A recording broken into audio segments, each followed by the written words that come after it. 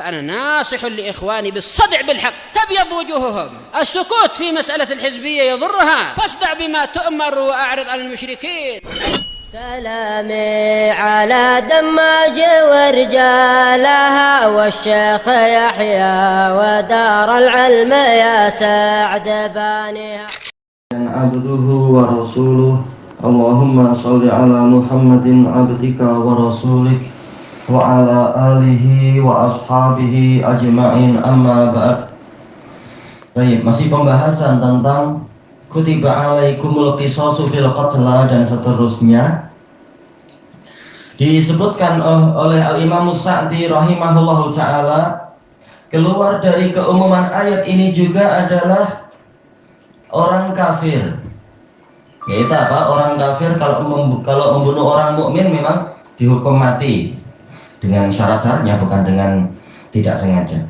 Tapi sebaliknya, kalau orang mukmin membunuh orang kafir maka tidak ada qisas.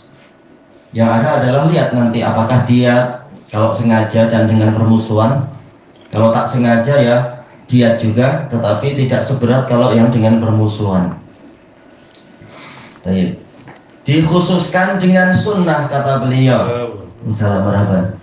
Walaupun kata beliau ayat ini sendiri adalah yang diajak bicara adalah kaum mukminin saja.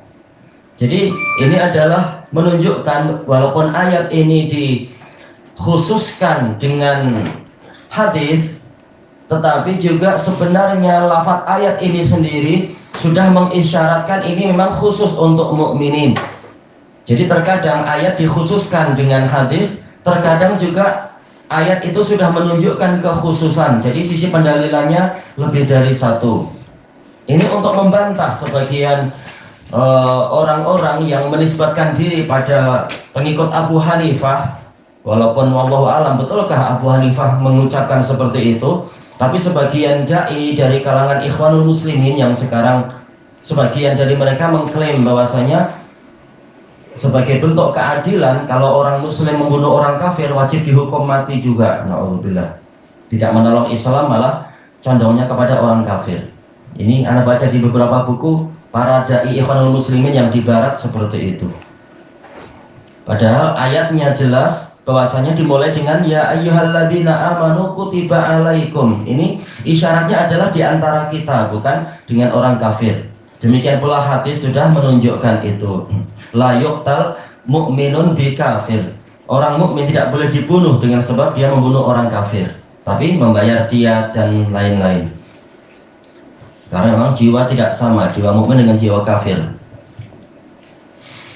Kemudian disebutkan oleh beliau di sini, dan juga tidak termasuk dari keadilan waliullah dibunuh dengan sebab dia membunuh musuh Allah. Memanglah itulah yang sebenar. Walaupun kadarnya lain-lain. Boleh jadi apa? Dia membunuh musuhnya itu, membunuh musuh Allah bukan karena dia musuh Allah, tapi masalah pribadi. Tetap dia adalah wali Allah. Tetap mukmin itu wali Allah, walaupun membunuhnya bukan karena jihad, tapi karena masalah pribadi. Namun nilainya sudah sangat lain. Maka tidak ada hukum mati di situ, tetapi dengan pembalasan yang lain. Kemudian wal abdu bil abd, hamba sahaya dihukum mati dengan sebab membunuh hamba sahaya yang lain. Zahir lafadznya adalah untuk mudzakkar. Kemudian kata beliau, baik itu lelaki ataupun perempuan. Kenapa? Karena kemudian nilainya sama ataupun nilainya tidak sama. Yang satu mahal, yang satu kurang mahal. Tetap Allah Ta'ala tidak melihat dari sisi nilainya, tetapi melihat dari apa? Menetapkan dari sisi sifatnya, yaitu sifat ubudiyah. Nah, apabila dilihat dari sifat ubudiyah, berarti yang perempuan pun sama, karena dia juga hamba sahaya. Apabila case-nya adalah para hamba sahaya sekarang. Baik. Kata beliau, dengan pemahaman yang berkebalikan ini menunjukkan bahwasanya orang merdeka tidak dihukum mati dengan sebab dia membunuh hamba sahaya, karena memang tidak setara. Baik, ini mafhum mukhalafah. Tatkala ayatnya mengatakan wal abdu bil abad dan dipisahkan dengan al hurru bil hur, menunjukkan hamba sahaya kalau dibunuh oleh orang merdekanya tidak dihukum mati, tapi apa, membayar diat dan lain-lain sesuai ketentuan. Wal unsa bil unsa, wanita dengan wanita. Sebagian ulama, kata Imam As-Sa'di, mengambil pemahaman berkebalikan, sehingga dia, yaitu sebagian ulama tadi, tidak memperbolehkan seorang lelaki dihukum mati dengan sebab dia membunuh seorang wanita. Tapi telah lewat pembahasan tentang ini, kata beliau, yaitu yang betul adalah sama. Karena apa? Sama-sama hur, yaitu dilihat dari lafaz yang lain.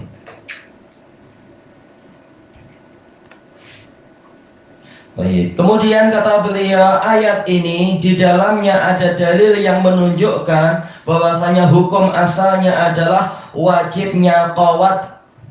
Jangan baca qut tapi qawat. Di dalam pembunuhan, yaitu inilah keadilan, dia melenyapkan nyawa orang lain.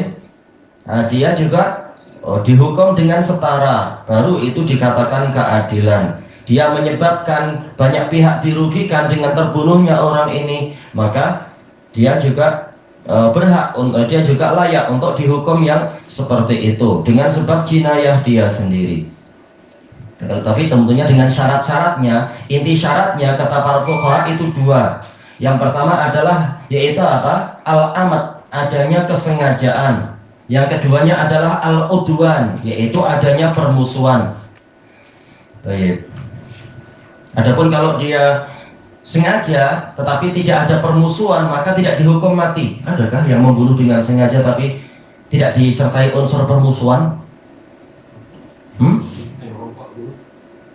Nah, itu betul. Di antaranya adalah yang menegakkan keadilan, yaitu polisi yang sedang melawan para perompak, misalkan. Demikian pula para al-gujunya yang menghukum mati orang yang layak dihukum mati dengan perintah dari pemerintah. Dia sengaja, tapi dia jangan al-gujunya dibalas dibunuh juga, dan nanti nggak habis-habis urusan.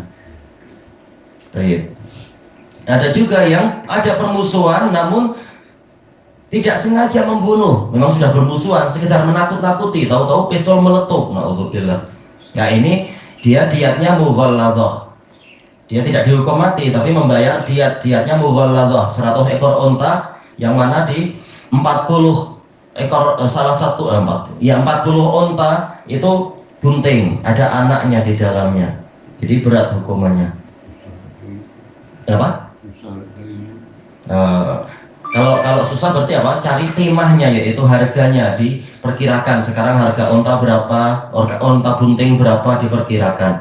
Memang mahal sekali. Jiwa mukmin mahal, tapi sekarang jadi nampak murah ya, dikit-dikit bunuh, dikit-dikit buang, dikit-dikit apa tak tahu, diletupkan. Ini na'udzubillah kejahilan. Kalau tidak dihukum di sini, dihukum di alam kubur dan boleh jadi di akhirat. Assalamualaikum. Kemudian kata beliau, dan ayat ini menjadi prinsip bahwasanya diat itu menjadi pengganti hukuman mati, tentunya dengan syarat-syaratnya. Maka dari itu Allah Ta'ala berfirman, faman ufiya lahu min akhihi syai'. Kemudian setelah disebutkan hukuman mati, lalu Allah memberikan jalan keluar yang lain. Kemudian barang siapa dimaafkan untuknya sebagian atau sedikit saja dari hak saudaranya itu, saudara yang dia bunuh itu, maknanya adalah waliyul maqtul memaafkan si pembunuhnya. Memaafkan menuju kemana? Boleh jadi menuju ke diat, yaitu tak perlu saya membunuh dia, nanti kasihan anak istri dia juga, walaupun saya punya hak, tapi saya mengalah saja, yaitu bayar diat 100 ekor unta saja. Atau sebagian dari waliul maqtul memaafkan, sementara sebagian yang lain tak memaafkan, maka berarti hukumannya bagaimana? Tak mungkin kita bunuh setengah. Gimana membunuh setengah? Nah, maka langsung dia tidak dihukum mati, tetapi turun menjadi diat, membayar 100 ekor unta itu. Maka qisasnya itu akan gugur dan dia wajib untuk membayarkan diat, wadayati, diatan, yaitu tebusan 100 ekor unta. Dan untuk pemilihannya, apakah membayar, apakah membunuh atau yaitu hukum mati, ataukah memilih untuk diat, ini diserahkan kepada waliul maqtul, kepada yaitu ahli waris yang orang tuanya atau siapa tadi terbunuh itu.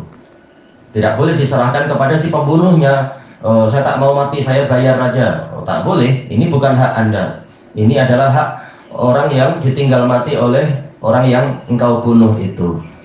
Kemudian apabila si waliul maqtul itu memaafkan dia,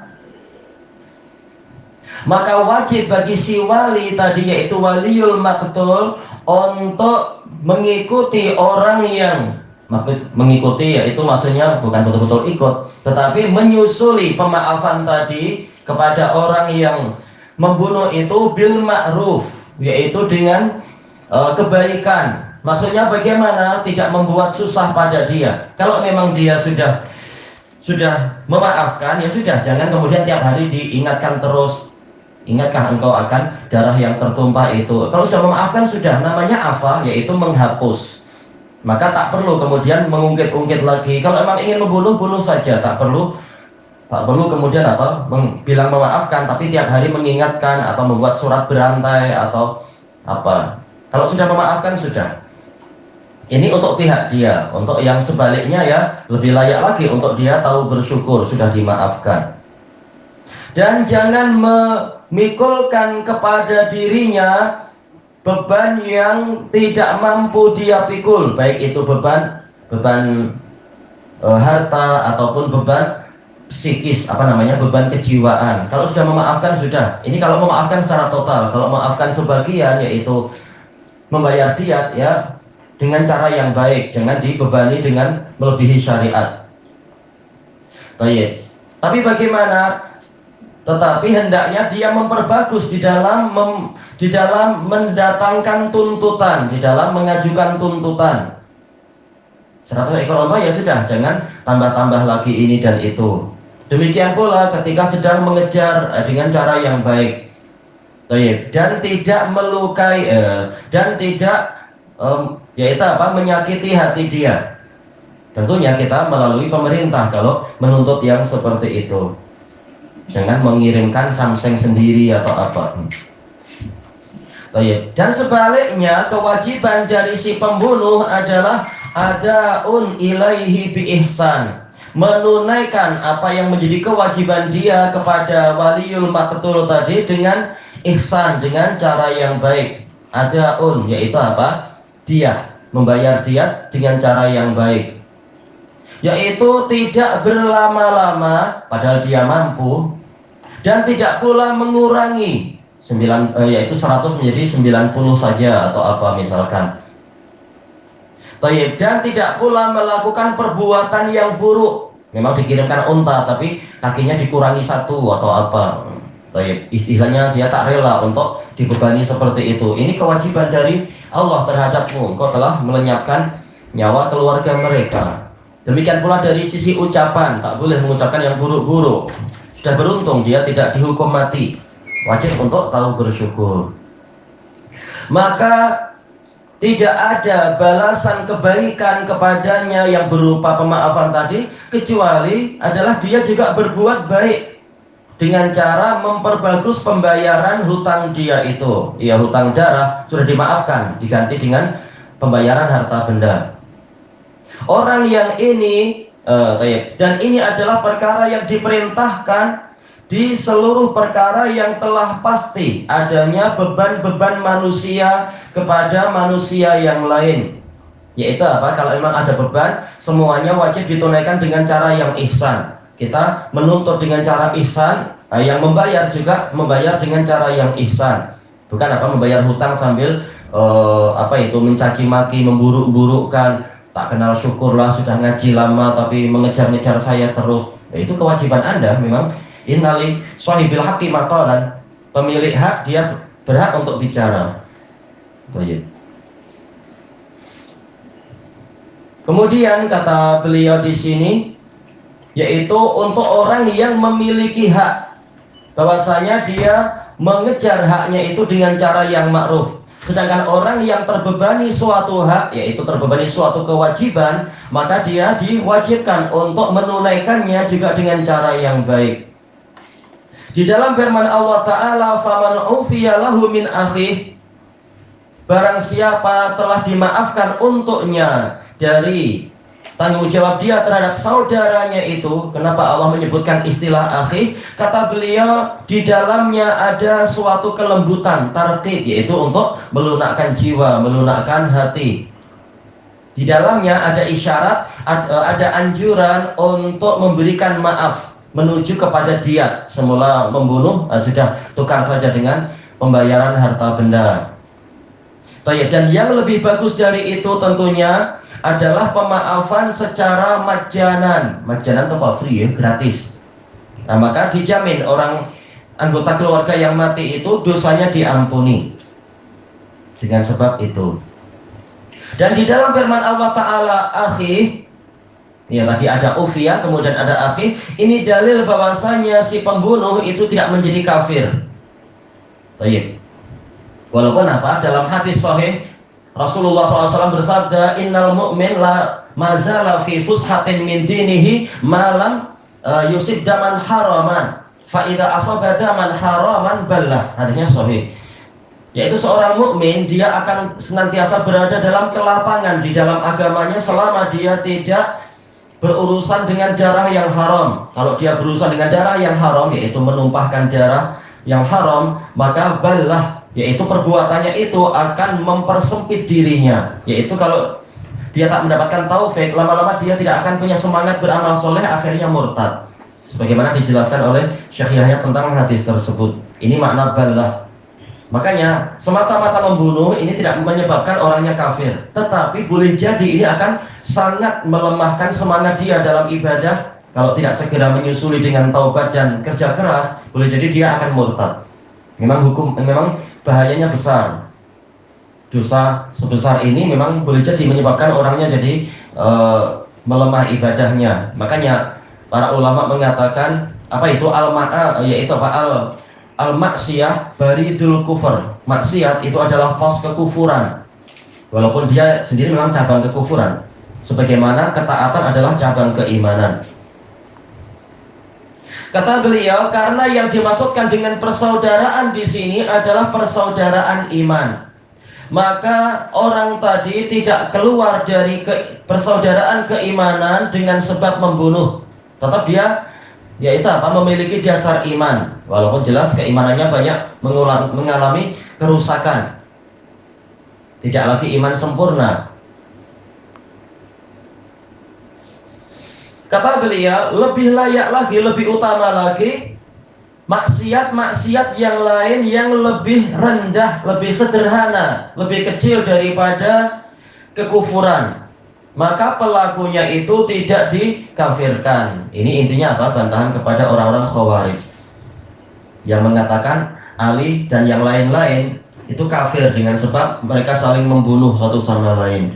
Sementara Rasulullah telah bersabda, la tarji'u ba'di kufaron yadribu ba'dukum riqaba ba'd. Jangan kalian kembali kepada menjadi orang-orang kafir sepeninggalku. Sebagian dari kalian membunuh sebagian yang lain. Lalu orang Khawarij mengatakan membunuh itu berarti apa? Orangnya barang siapa membunuh maka dia kafir. Padahal hadis ini telah dijelaskan oleh ayat dan hadis-hadis yang lain. Yaitu ini adalah karakter orang kafir, bermudah-mudah membunuh orang. Makanya membuat bom nuklear. Bukan kita muslimin yang melakukan itu. Bukan kita terorisnya, tapi orang kafir terorisnya itu. Baik.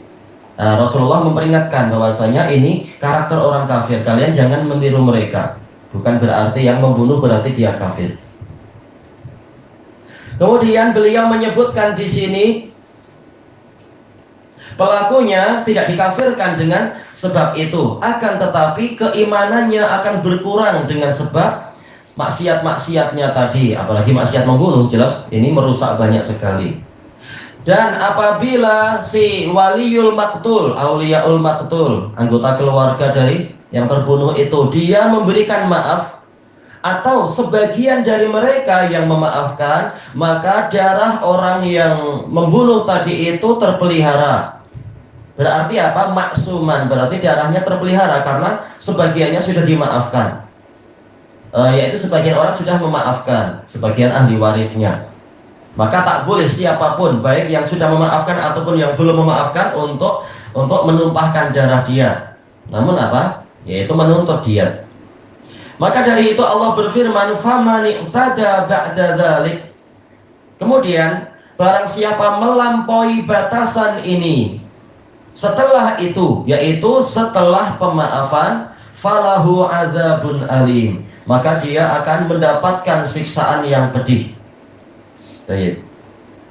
Kata beliau, yaitu di akhirat. Jelas yang jelasnya memang di akhirat. Adapun tentang di dunia, maka terkadang memang ada hukumannya, terkadang diakhirkan dan seterusnya, terserah Allah Ta'ala. Baik. Adapun masalah pembunuhan dia, yaitu apakah dia itu dibunuh ataukah dia tidak dibunuh, maka ini diambil dari pembahasan yang telah lalu, bahwasanya dia akan dibunuh sebagai pembalasan yang setimbang. Ini dohirnya yang mana itu ya? Apakah terkait dengan lafaz beliau sebelumnya di akhirat, dan memang ini dibahas oleh para ulama, dibahas oleh para pensyarah hadis-hadis, yaitu untuk di dunianya kita tahu ada 3 hak kan dari pembunuhan itu. Hak orang yang terbunuh, dia di dunia tak mampu apa-apa, dia sudah mati. Ada hak Allah, apakah orangnya tobat atau tidak tobat. Yang ketiga adalah hak orang yang ditinggal mati oleh orang yang terbunuh tadi. Dia boleh menuntut kisos atau menuntut diat atau memaafkan. Lalu bagaimana dengan hak orang yang terbunuh? Nanti di hari kiamat itu diselesaikan. Yaitu apa? Dia boleh untuk membunuh orang itu, walaupun setelah dibunuh hidup lagi, tapi sakit dibunuh itu. Sakaratul maut itu sakit. Dia boleh untuk membunuh, boleh untuk membalas dengan setimbang di hari kiamat nanti. Itu kisos di hari kiamat. Dan boleh jadi pula, yaitu dia tidak minta untuk membunuh, tetapi orangnya dimasukkan dalam neraka sesuai kadarnya. Dan boleh jadi Allah akan memberikan pemaafan, yaitu menawarkan kepada si orang yang terbunuh itu, kalau engkau memaafkan saudaramu itu, maka engkau akan mendapatkan pahala sekian sekian sekian.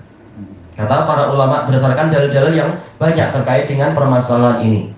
Jadi wallahu alam, apakah yang beliau inginkan di sini dalam tafsir ini maksudnya adalah itu case di akhirat itu, yaitu dia akan dibunuh oleh si orang yang terbunuh, ataukah maksudnya di dunianya ya? Karena ini ada koma di situ ya. Amma qatluhu wa adamu fayu'khadhu mimma taqaddam. Adapun masalah dia itu dibunuh atau tidak dibunuh, maka ini diambil dari pembahasan yang terdahulu. Li'annahu qutila ataukah qatala? Li'annahu qatala mukafi'an lah.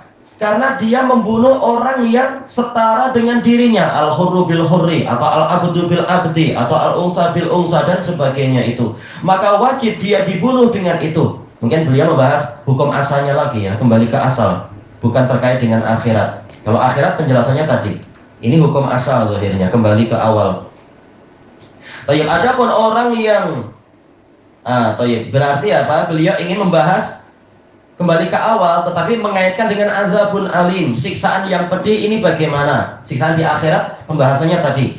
Dan boleh jadi untuk di dunia ini hukumannya hukuman mati. Sekarang siapa ini? Boleh jadi dia ini kembalinya adalah kepada anggota keluarga itu. Tatkala kita tahu bahwasanya dia berhak untuk menuntut agar si pembunuhnya dihukum mati, tapi ternyata sebagian anggota keluarga yang lain sudah memaafkan, maka apa? Otomatis hukumnya tidak ada hukuman mati, tetapi membayar diat. Boleh jadi orang yang tidak memaafkan, dia akan dendam itu. Tapi Allah memperingatkan bahwasanya sebagian anggota keluarga sudah memaafkan menjadi diat misalkan. Dan tidak mungkin manusia itu dibagi dua, setengahnya diat, setengahnya hukuman mati. Gimana dihukum mati setengah? Maka hukumnya memang langsung turun kepada diat. Nah, barang siapa setelah ditegakkan hukum diat itu, walaupun entah orangnya sudah membayar atau belum, tapi sudah diputuskan ini diat, lalu ternyata dia masih berusaha membalas dendam orang yang belum puas itu, maka dia diancam mendapatkan siksaan yang pedih. Mungkin siksaan di akhirat atau mungkin di dunia, yaitu dia dihukum mati. Kenapa? Karena orang yang membunuh tadi sekarang darahnya sudah maksum, dia hanya wajib membayar diat. Nah, kalau Anda kemudian membunuh dia, berarti Anda dihukumi sebagai seorang pembunuh, membunuh orang yang tidak layak dibunuh sudah. Insya Allah demikian yang beliau maksudkan berarti ya. Baik, adapun orang yang menafsirkan siksaan yang pedih ini memang dengan pembunuhan, yaitu dia akan dihukum mati karena membunuh orang yang sudah tidak lagi berhak untuk dibunuh. Ya Allah. Dan bahwasanya ayat itu menunjukkan bahwasanya dia itu wajib untuk dibunuh dan tidak boleh untuk dimaafkan. Dan memang ini pendapat sebagian ulama. Kata beliau yang benar adalah yang pertama. Betul, yaitu perincian yang telah dibahas sejak tadi. Kalau semua sepakat untuk dia dihukum mati, ya dihukum mati. Kalau sebagian sepakat, sebagian meminta hukuman mati, sebagian meminta diat saja, maka yang benar adalah, yang benar apa berarti? Yaitu diat. Dan tak boleh orang yang membunuh itu kemudian dibunuh oleh sebagian orang yang tidak puas. Kata beliau, karena kejahatan dia tidak lebih daripada kejahatan orang lain. Baik. Li'anna jinayatahu la tazidu ala jinayati ghairi. Ia tidak lebih daripada kejahatan pihak yang lain. Intinya sama. Statusnya sama. Baik, ilahuna wallahu a'lam. Ini ataukah kita baca ini baris ini. Kemudian Allah Ta'ala menerangkan tentang hikmahnya yang besar di dalam pensyariatan qisas. Nah, ini dibahas pada pertemuan yang akan datang insyaallah wallahu a'lam.